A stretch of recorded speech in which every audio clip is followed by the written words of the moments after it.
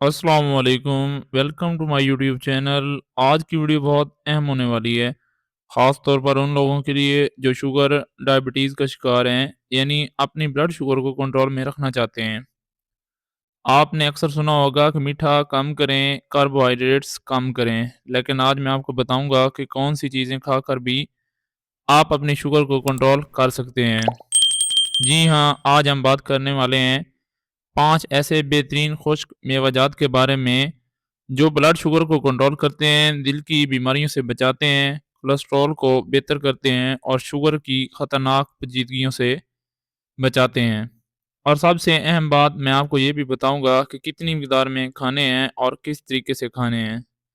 तो वीडियो को लास्ट तक ज़रूर देखें। नंबर 1 पर आता है अखरोट। सबसे पहले नंबर पर आता है अखरोट। अखरोट शुगर के मरीज़ों के लिए एक बेहतरीन कुदरती दवा है। इसमें मौजूद होते हैं omega 3 fatty acids, fiber, antioxidants. फ़वाइद की बात करें तो इंसुलिन रेजिस्टेंस को कम करता है, जिस्म में सोजिश, इन्फ्लामेशन कम करता है, कोलेस्ट्रॉल को बेहतर बनाता है और दिल की बीमारियों से बचाता है। मेडिकल रिसर्च से साबित हुआ है कि अखरोट खाने वालों में शुगर होने का खतरा तकरीबन 50% तक कम होता है। अब बात करते हैं कि अखरोट को कैसे खाएं। रोज़ाना 5 से 7 अखरोट बेहतर है भिगोकर खाएं, दही, ओट्स या सलाद में शामिल करें। ज़्यादा ना खाएं क्योंकि कैलोरीज ज़्यादा होती हैं। नंबर 2 पर आता है बादाम। बादाम न सिर्फ दिमाग बल्कि शुगर के लिए भी इंतहाई फ़ायदेमंद है। अहम खसूसियात की बात करें तो फाइबर ज़्यादा होता है, विटामिन ई से भरपूर होता है और हेल्दी फैट्स होते हैं।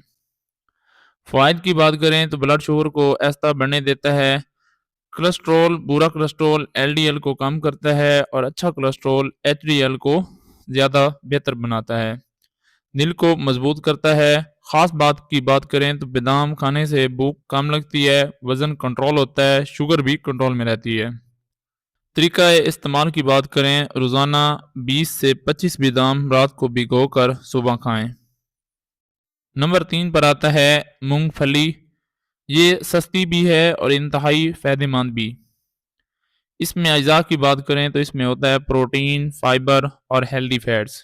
फ़वाइद की बात करें, ब्लड शुगर को स्टेबल रखती है, वज़न कम करने में मदद देती है, मेटाबॉलिज्म बेहतर करती है, ज़्यादा खाने से रोकती है। रिसर्च के मुताबिक मूंगफली खाने से शुगर का ख़तरा कम होता है।